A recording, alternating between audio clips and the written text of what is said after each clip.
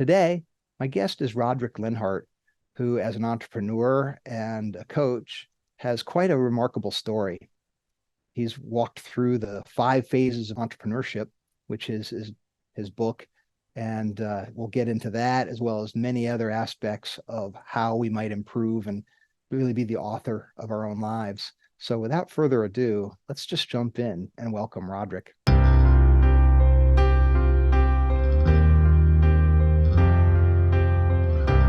Welcome to the Eye of Power podcast. I'm your host, Tom Dardick. But this podcast is not about me. It's about you and your power.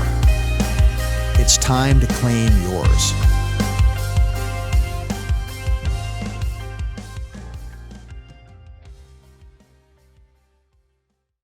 Like you said earlier, it's a conversation.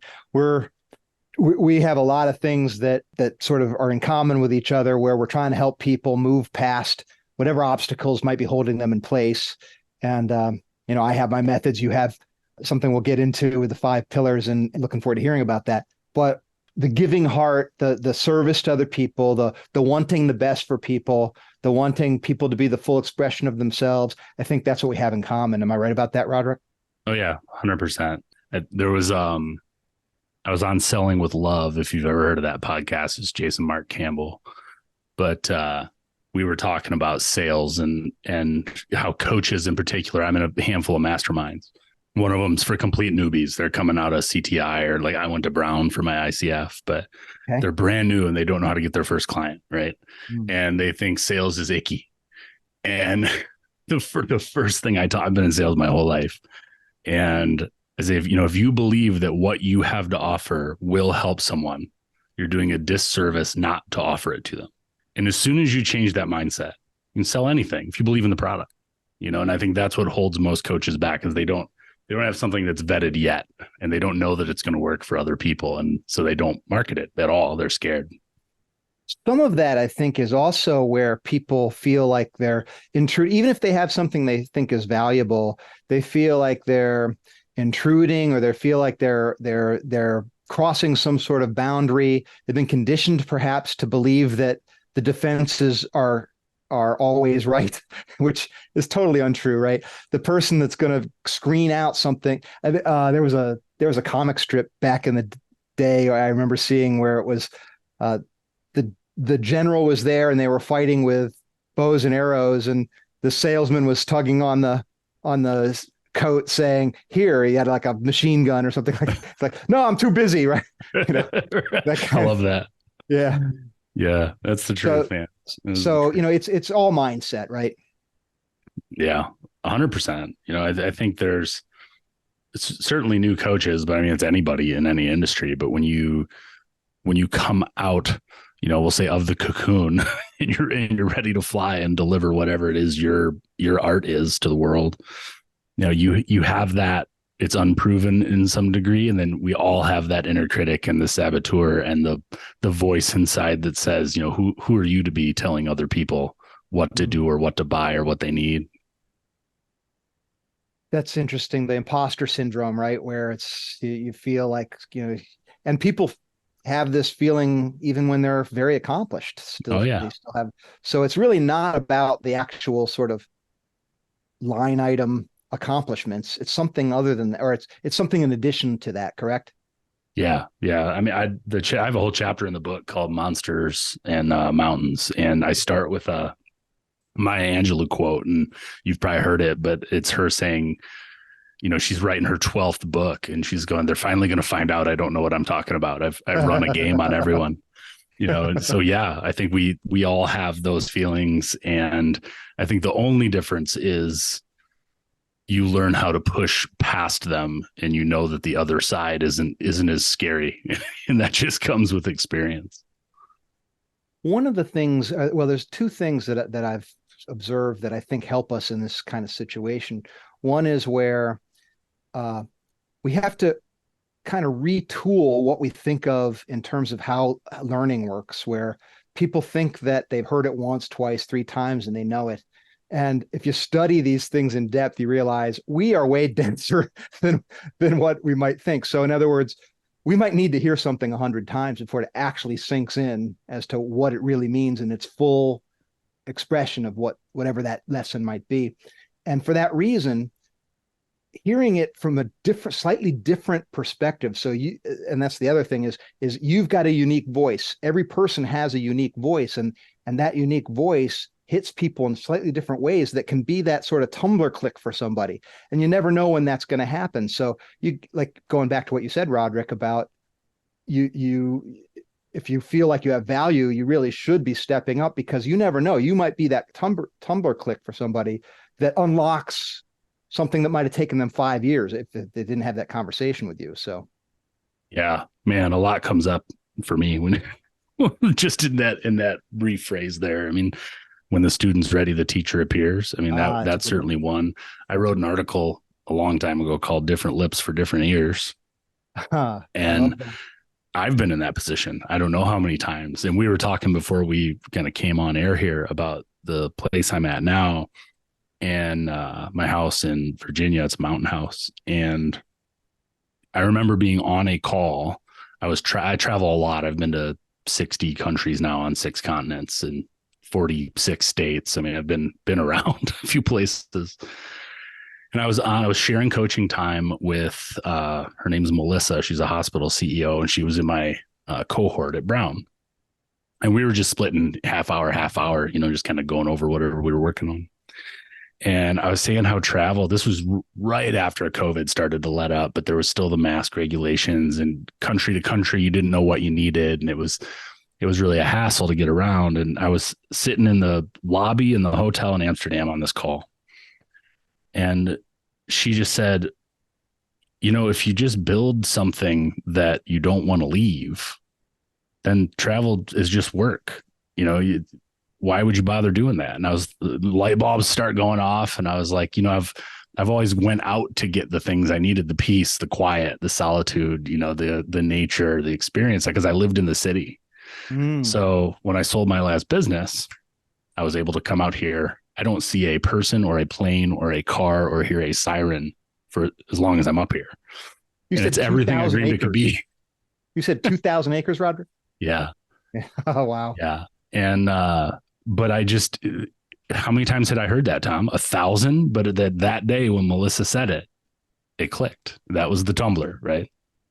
Wow. I love that. That's awesome.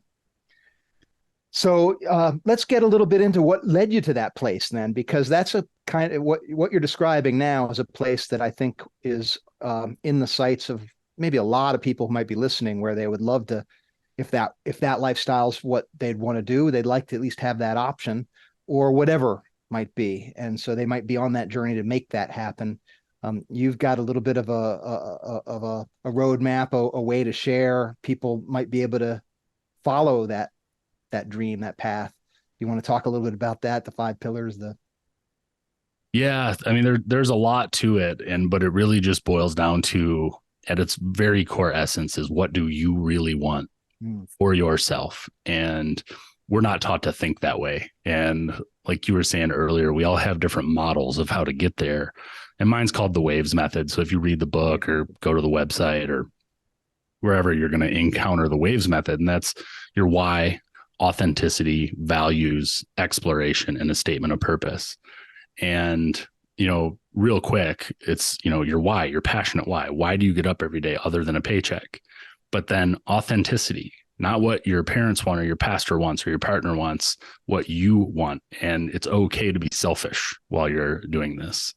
And then values, what actually makes me tick. And invariably, and I know you see this too, but when you're going through a values exercise, I was just on a call this morning with one of my clients. He's a musician in Denmark. And what he had listed as his values changed almost on a 180 by the time you're like a toddler. Why? Well, why is that your value? Well, why is that your value? Well, why? And so you build that, and then the E in WAVES is you take that out into the world and the highs and lows of your life, and you explore it. So I tell my clients, take that values list with them, and when their day is shit, You could look at that values list and go, what am I not honoring right now? Why do I feel this way? And then the same thing when they're in flow and everything's awesome. Why do I feel this way? And then ultimately building a statement of purpose. And, every business owner that comes to me, I primarily work with entrepreneurs, but every business owner that comes to me has a mission statement for their business. And about 2% have a personal mission statement. Now think about that disconnect. They know exactly what direction to take their business. They have no idea what direction they want to take their life. And I open up the book with a Tolstoy quote, and it's from Man's Search for Meaning. And it's, Ivan, the main character, is on his deathbed, and he looks up at his wife and says, what if my whole life was wrong? Mm-hmm. And I read that when I was 20 odd years old. I never forgot it. And it's much of the reason that I built my business is the way I did. The reason I'm able to be here. I grew up with nothing. I grew up listening to my parents argue about money. So, it all shaped, how was I going to build my business? And it was always very much to feed what I wanted as a person and nothing else. Well, that takes some courage and a few other ingredients, of course, too, because that doesn't seem to be at least the normal template. The normal template is you have to find some sort of way to serve other people. You have to find something, some unique selling proposition, all these sorts of competitive edge, I guess, work harder, work longer, work smarter, all these sorts of things. But you're starting with the end in mind in a way, with the values and the why, and understanding what's real and true deep down. Do I have that read right? For sure. If you look at the most successful people, going back as far as you want to go, where would you rate their authenticity as human beings? There's some exceptions, but the best music artists, the best business owners, even as crazy as Amazon has become, but you look at a Bezos, like that was 100% him and what he wanted to do and what he believed in. And now what do you know? He's a quadrillionaire, and I think we are taught to want what other people want for us. And if you're single focused on who you really are, and again, it takes work, you got to do that, the inner work to figure out what that looks like. But if you only focus on that, how can you not be successful? Because every day is not work. When you hate your job, you don't want to go in, you don't want to leave. I don't have to do anything. I can just go fiddle with the hot rods out in the garage if I want to, but I'm here with you because I absolutely love what I do. And that's the difference, right? So we donate everything we do. I don't know if you read that on the site, but if you buy my book or do anything, incredible. Yeah, it all gets donated to the foundation. I'm literally here because I love it. And what do you know? It's becoming a success. I just keep walking through open doors as they come, and here we are together. That really is inspirational in the sense that if you do anything other than that, almost by definition, you're off course. Right. So, and then we wonder why we're tense, stressed, unhappy, whatever it might be. It seems mysterious to us, and beginning with those core things, it seems like you're going to get right with the focus and the alignment of our energy. It's one of those very, very, very simple things that none of us do. Why are we all overweight? Well, we just have to walk and eat better. We just don't do it. This is no different. Yeah, exactly. I always, whenever I think of this condensed wisdom, I always think of the 4 agreements where, easy to remember, easy to, be impeccable with your word. Very simple thing to remember, right?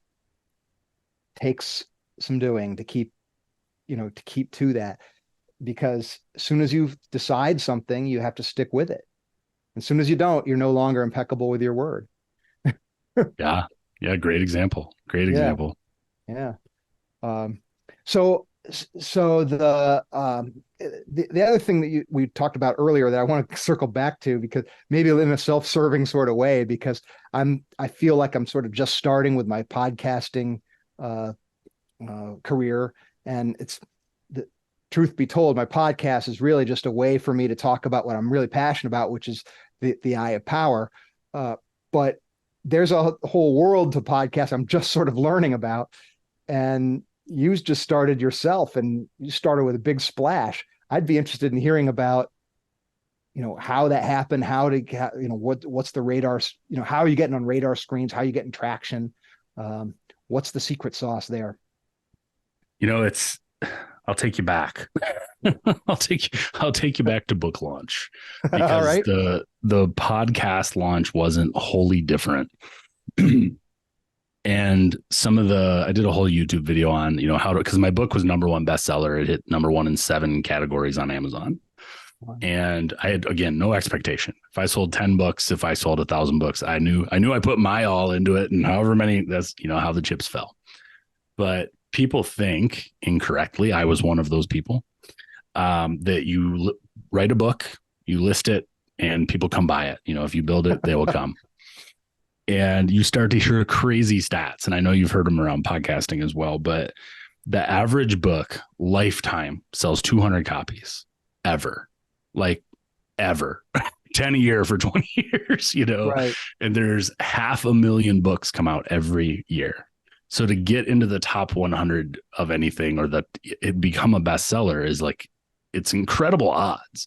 And the people, the James Clears of the world, and the Hal Elrod, I was just with Hal out in Austin a couple weeks ago, and Miracle Morning sold like 5 million books. And do you know how hard it is you're in the top 0.0001%. Oh, yeah. And it all comes down to launch. The launch was 85% of the book. It didn't take me long to write the book. It didn't take me long to edit the book.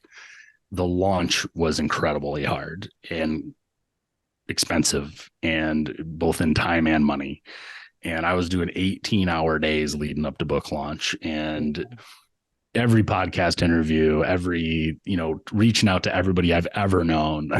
I mean, and the podcast, no different. I was a little bit lighter because I was only 2 months out of book launch, but same thing. Lots of social media, lots of individual reach outs. We decided to launch it. I was live in Austin on stage, so that helps too. But there was only 30 people in that room, but there was some, like Hal and Justin Donald, Mark Murphy, and there were some influential people in there. But the effort it's like anything else in life, it's just the effort you put into it. And podcasting is no different. If you just list your podcast, you're one of 5 million. You got to promote it and promote it and promote it. And if you look at Hal right now as an example, he is in hardcore launch mode, and that's for the relaunch of Miracle Morning.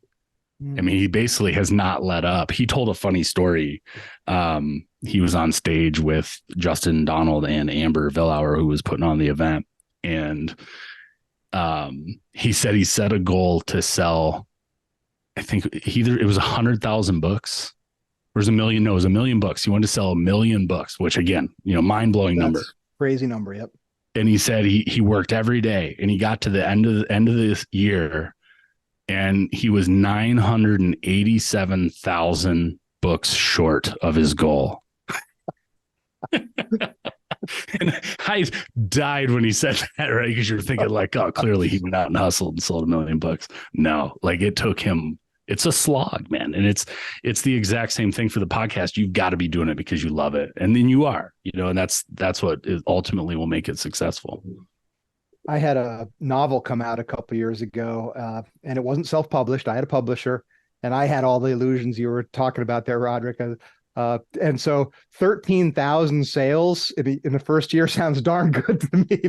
I would take killing that for killing it. But I mean, I had all kinds of delusions of grandeur and all the rest of it. But I'm sort of realizing, based on what you were saying, I actually thought the number was much bigger, as far if you include self-publishing, the number of books that come out a year. Books per year.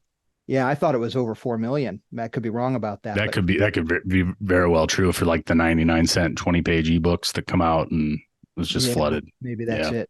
But yeah, I mean, it's almost the new business card, and now it seems like the podcast is the new business card. Right? So there's always a moving target there, and so what does that mean? That means that there's two beautiful things, right? One thing is that you don't have to get somebody's permission, right? You can just go do it.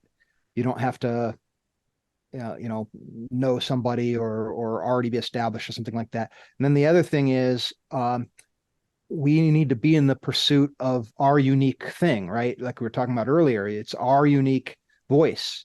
and it kind of circles back to the waves where, you get to your why. Once you're clear on that, your unique voice will shine through that much easier. Would you agree with that?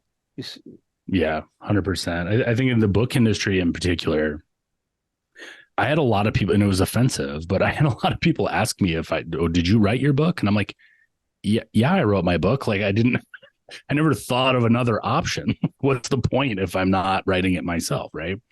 But then you look at, especially with AI, how many people are just pumping out, quote unquote, if you're not watching this on video, books.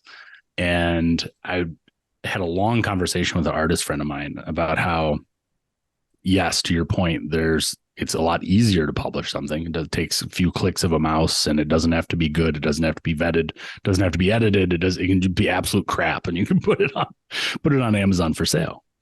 But I think the people immediately know that it's not the author. It's not the author's words. And I think you see that in social media. You see that in videos. You see that in podcasts to some degree, where that level of authenticity, human beings still have that BS meter, and it in an instant. And I think it's an energy thing. I don't think it's a left brain thing. It's why we still go to concerts and want to be with other people. It's very much a heart to heart unseen thing that, that this wasn't their work, and you toss it, So I think I don't think we're ever going to be fully replaced, I guess we'll put it that way, but. No, I love it. The energy piece of it is key, because that's where, that's where everything, I mean, when we boil everything down, that's what it all is. So as soon as you start borrowing or using others, and maybe that's analogous to all the publishing things and all the noise out there, you're muddying the picture up, and then people can't see it as clearly, and therefore they can't respond as strongly. Yeah. Yeah. I think it's, you look at how many people call themselves an author, and then you look at what they've written, and you don't want to take it away from them. They did something, but it's not nothing. It's not nothing. And it still takes some, chutzpah, whatever you want to call it, to press the publish button and put yourself out there, no matter what it is. Yeah. But I think, it's probably the way Stephen King looks at you and I, it's exactly. like, I'm like, no, but I'm an author. This person's not an author. That's exactly what they're saying. But yeah, you're cute, right? Yeah, exactly. Nice try, Tom. Good job, Roderick. Anyway. Yeah. Well, to say we have a book, everybody's got a book in the sense that everyone's lived their life. Everybody has their set of experiences and their perceptions, and they are unique to them. A book by very definition, means we think it's valuable to somebody else. So that's where we start having, when we say valuable, right, we're bringing in values, right, the V in the waves. Now we've got a little bit of a metric, a scorecard that says, okay, is this valuable or not? If it's the same thing I've heard 20 times, but all cliches, and it doesn't offer anything else that I haven't heard before, my metric score is going to be different than, somebody that's hearing it for the first time. So then the question becomes, okay, how do you get your unique, right?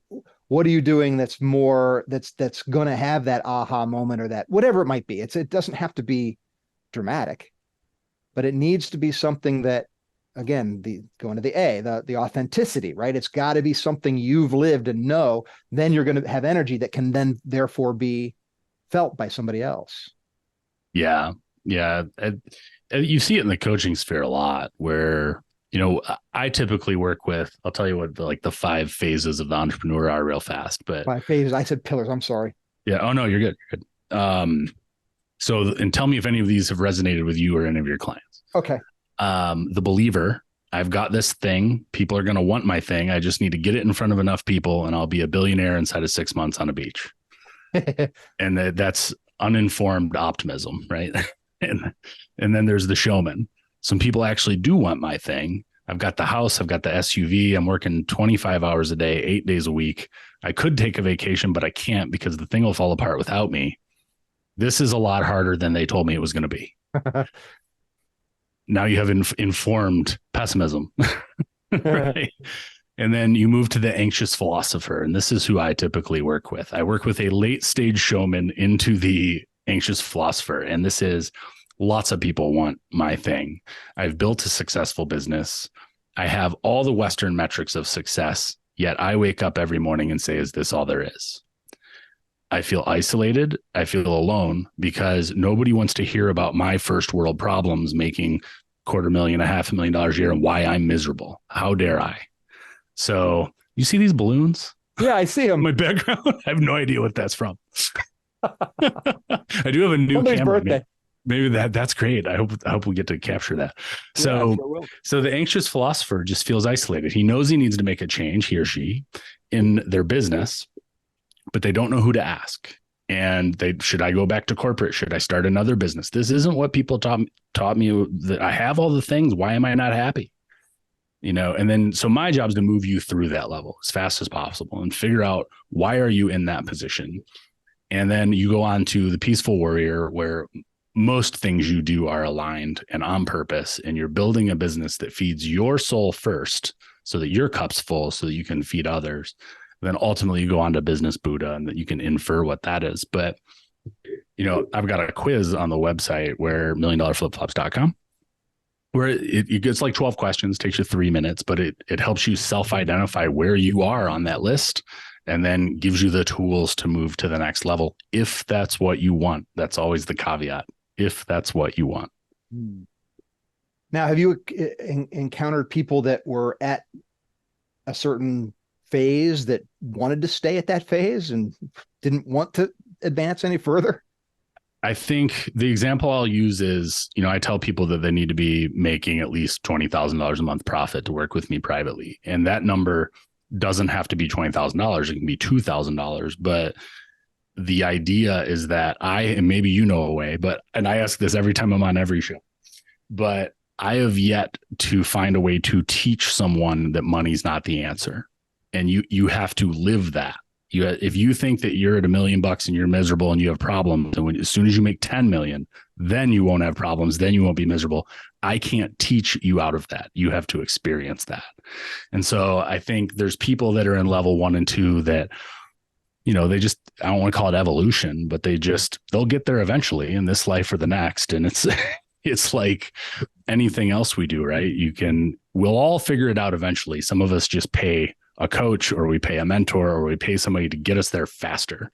Who's the person who's already there who can teach me so I can get there faster and avoid all the pain? That's ultimately what we're here for. I like that. That's good. How did you come to see did you live those 5 phases, Rodric? Absolutely. Yeah. I've built multiple 7 and 8 figure businesses. I mean, I've lifelong entrepreneur. I've had probably 20 businesses in my life. Wow. Various sizes, service industry and brick and mortar and online and with employees as a solopreneur. I've literally done it all as an entrepreneur, and I've lived every single one of those. And I found that you get to that anxious philosopher and I would start over. Wait, I don't have all the things that they told me. I'm still miserable. What happened? And if you read my story, I mean, I went through anxiety and depression and suicidal thoughts and worse. And that's when I was making more money than I knew what to do with. I was making more in a month than my parents had ever made in a year, and I was miserable. And so then you lived the fact that money isn't the answer. Absolutely. That's one way. Yeah, absolutely. And then once I became a coach, I've always kind of ad hoc coached people, because they see the life I'm living, and then they see that I have a business, and they say, how's that possible? They're working their tails off. They can't go on vacation. I usually spend 6 months or so of the year out of the country, and they couldn't figure out how I was doing it. So I would help those closest to me. And ultimately, when I sold the last business and I kind of moved up here to the hills and I was away from everybody, I was on a beach in Thailand, and I looked over at Nicole. I had sold the business about 6 months prior. And I said, we've got to give it all away. And I write this in the book, but it was all this in here. That's why I wrote the book. I'm like, other people can benefit from this. It's real silly for me to just, again, go fiddle with the hot rods or do some woodworking and just die with all this experience inside my head, So that's what drove me to write the book. And since becoming a professional coach and working with people in from accountants to lawyers to hospital CEOs to nurses to musicians. I mean, and in, I don't know, 15 or 16 different countries at this point, we're all the same, man. Like, that's the same reason we started the foundation. We're one human family. There's no them. There's only us. We all go through these exact same experiences. And if you can help somebody avoid that pain in any way for a $20 book, well, then, life well served. I love that. I something that comes up in my thinking a lot, where the how profound we are the same, and everybody's unique. Everyone's got their unique things that makes up them, like like a fingerprint, right? Each of us has. We might not be 100 at any one thing, but we have a mixture that's uniquely ours, and that gives us that unique voice. Circling back to what we were talking about earlier. But when you boil it all down to the things that really matter, pretty much all want the same things. And there's so much more that unites and connects us than there are those things that separate us. And we need to be able to dial into our uniqueness and that respect that every individual does, it's appropriate to show every individual, and never lose sight of the fact that we are one family where everybody is made basically the same to want the same things. And it just boggles my mind that we can be so different, where, nobody's walked the life that Rodric has walked. No one knows what you know. Same thing for everybody, right? No one can replicate that exact thing. Yet it's also equally true that we all pretty much are the same. So that's just a very profound juxtaposition of notions to me that I wrestle with a lot. Yeah. What do you think along those lines, Roderick? I mean, that's part of the beauty of life, right? Is that there's something to learn from everyone. I think that's part of what I love about where culture and technology and the fact that you and I can have this conversation right now, where 30 years ago, we never would have met. That's exactly right. So there's 5 a lot years ago, from my perspective. Yeah, sure. So, there's a lot of beauty in that. And I think it's that connectedness that ultimately we're all after. And, our foundation, it's called Send a Student Leader Abroad. So that's where, if you buy the book or buy courses or anything, it's where all the money goes. But we're partnered with EF Tours, and our goal is to send 1 million kids abroad in my lifetime. And it's for kids that are hustlers, that are grinders, that are not going to be able to afford a trip like that. And think if middle school, going to Europe, you're 7th grade and you're going to Europe with your class, that's basically what it is. Okay. And I was that kid who couldn't afford it and listened to my parents argue about sending me, and how that changed my worldview forever. It inspired my love of travel. That's why I've been to as many places as I've been. And it taught me really early on that there's no them and that there's only us. And imagine the effect of the kids that otherwise would not be able to have that experience being able to go. And then they experience that for themselves, just like the money thing. You can't teach somebody that other people are the same as you. They have to go experience it in another place. And you bring that back to a community that's not having that conversation typically, the exponential effect that will have. So that's my big why. That's why I do all of this. I absolutely love that vision. That is incredible. That really is something. Wow.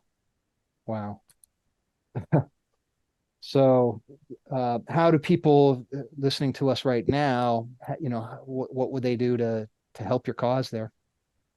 $1milliondollarflipflops.com will send you off to everything. It'll connect you to SASLA, which is Send a Student Leader Abroad. It will connect you to all my socials, which I'm at $1 Million Flipflops on every channel. And Instagram typically is where we hang out the most. So, but that's the way to connect with me. And again, anything you do on our side of the equation, I call it the left side of the business, but anything $1 Million Flip-Flops gets donated to the right side of the business for Send a Student Leader Abroad. That's awesome. Well, thank you, Rodric. I really enjoyed our conversation today. It's been thank you, Tom. It's been great. Really, I'm very impressed with what you do, and I'm very happy that we were able to get together on this. Yeah, likewise. Yeah. once again, I'd like to thank Rodric Lenhart for joining me today. We had a wonderful conversation, and I'm feeling very thankful that I've had a chance to connect with him. He has traveled the world, and he's a musician, and we've got a lot of interesting things to discuss. And so I hope to have my relationship blossom from here with Rodric and learn from him. And we'll see what happens from here on out. But very much appreciate him coming on. I especially liked what he said about you have to live the fact that money is not the answer. You can tell it, we can say it. There's certain lessons in life where we just have to live it to really internalize these kinds of things. And so I really appreciated that, as well as many other things that Rodric shared with us today. So thank you again, Rodric. Very much appreciate you.